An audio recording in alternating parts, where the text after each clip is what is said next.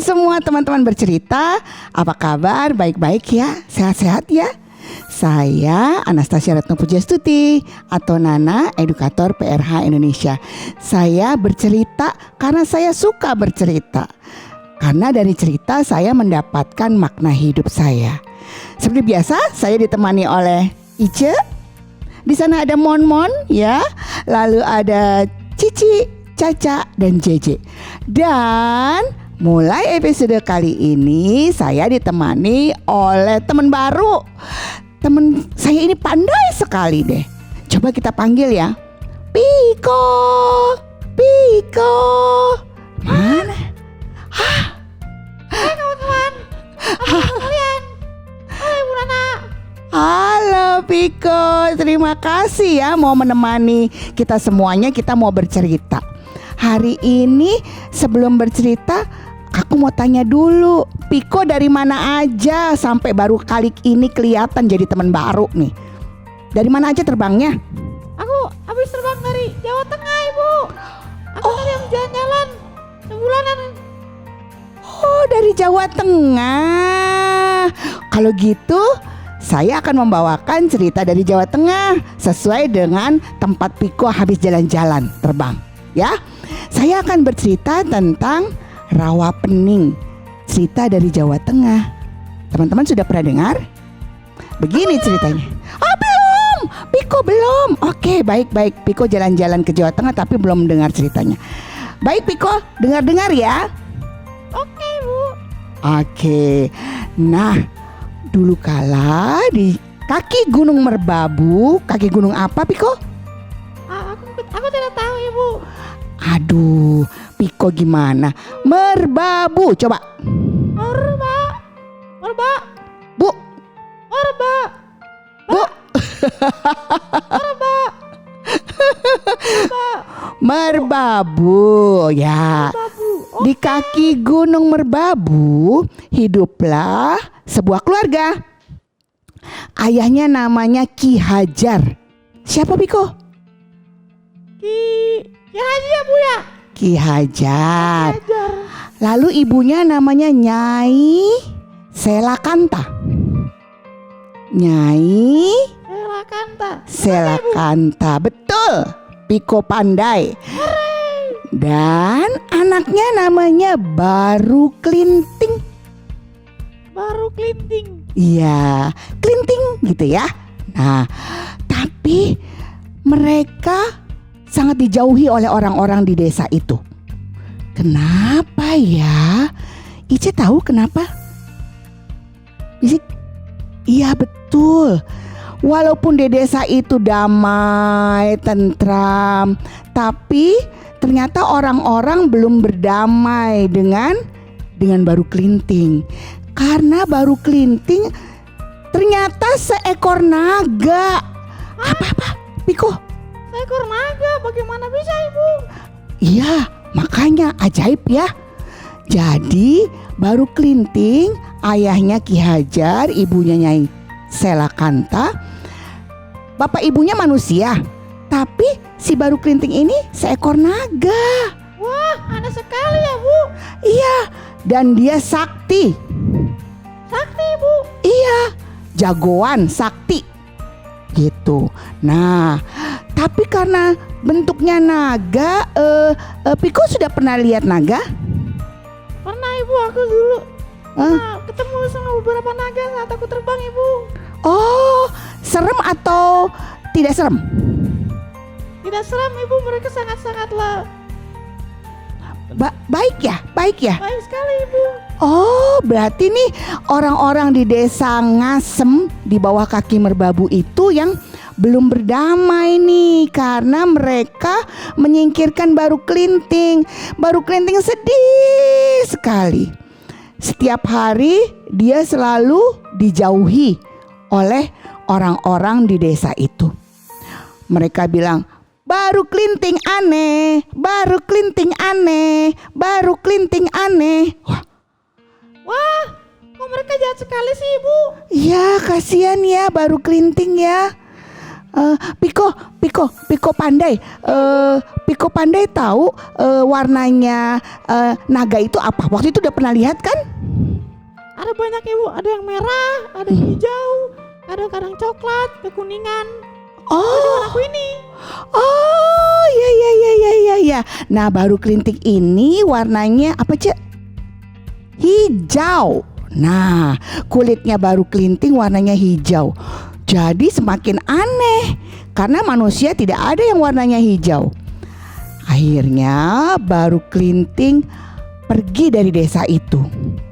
Wah, kemana Piko? Tahu nggak?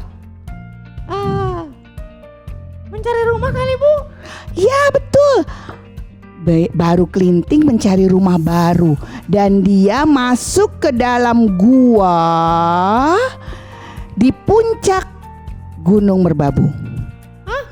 Iya. Dalam gua. Iya. Gelap. Ada ke situ ibu. Iya, dia gelap-gelap itu di dalam gua dia bersemedi. Piko tahu nggak bersemedi? Wah iya tahu ibu. Aku tahu bersemedi itu apa. Apa ya? Ya semacam berdiam. Benar. Meditasi, ibu. Jadi si baru kelinting duduk bersila, lalu dia menyatukan tangannya dan dia menutup matanya dan dia diam sepanjang masa. Wah, di dalam gua yang gelap, baru kelinting hanya sendiri bersemedi. Bertahun-tahun dia bersemedi, dia memohon supaya bisa menjadi manusia. Mohon ibu. Seperti itu bisa dikabulkan ibu. Kan baru kelinting kan sakti. Iya. Iya, baru kelinting sakti. Jadi dia bersemedi, lama-lama semua sisik naganya yang warna hijau itu lepas dan baru kelinting jadi seorang pria gagah perkasa. Wah keren sekali ibu. Iya, sakti ya. Sangat ibu. Lah, lalu hai, nama saya Anastasia Retno Pujastuti, biasa dipanggil Nana. Saya edukator PRH Indonesia.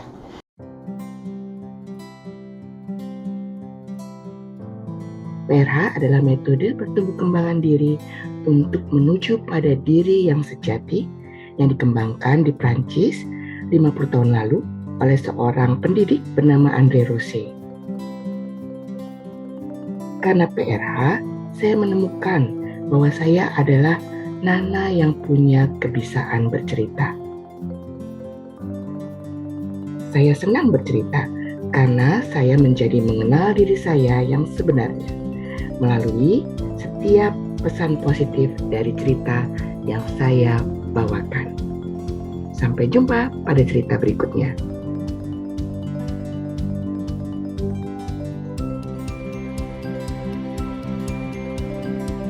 Setelah dia seluruhnya sudah menjadi manusia, tidak lagi sebagai apa tadi Piko yang pertama? Naga ibu. Naga, baru kelinting keluar nih dari gua.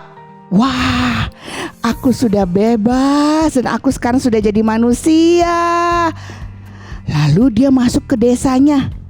Desa apa tadi pertama Piko? Ayo masih inget gak? Pening ibu. Bukan Pening. Ngasem. Ngasem. Nah, dia pergi ke desa Ngasem di tempat ayah dan ibunya tinggal. Ayah dan ibunya senang sekali bertemu dengan baru kelinting. Awalnya ibu dan bapaknya bingung. Waktu baru kelinting ketok-ketok pintunya. Tok tok tok tok tok tok. Ada apa? Ada siapa di sana? Piko yang menjawab ayahnya baru kelinting, bukan Piko. Nah, ayahnya baru kelinting namanya Ki Hajar membuka pintu. Ya anak muda, siapakah engkau? Baru kelinting langsung sujud di hadapan ayahnya. Ayahanda, aku anakmu baru kelinting. Hah? Anakku? Engkau sudah berubah menjadi manusia yang utuh. Wah, betapa senangnya ibu, nyai, anakmu sudah kembali dan menjadi manusia. Wah, Nyai Selakanta, waduh, anakku sudah menjadi manusia, senang sekali. Lalu ayah dan ibunya Baru Kelinting memberi makan Bayu Kelinting. Tapi Baru Kelinting penasaran bagaimana tanggapan para warga di desa itu. Waktu dia datang, tidak ada yang tahu bahwa dia adalah Baru Kelinting yang dulunya adalah apa, Piko? Naga. Nah, lalu Baru Kelinting pergi ke warung. Dia pergi ke warung. Nuwun, itu bahasa Jawa loh. Wah, artinya permisi gitu. Artinya apa, Piko? Permisi, Ibu. Oke. Nah, kemudian orang-orang melihat, "Hai, siapakah engkau, pemuda?" "Saya Baru Kelinting." Wah, orang-orang bukannya senang ya, malah tertawa terbahak-bahak. Piko, kalau kamu tertawa gimana?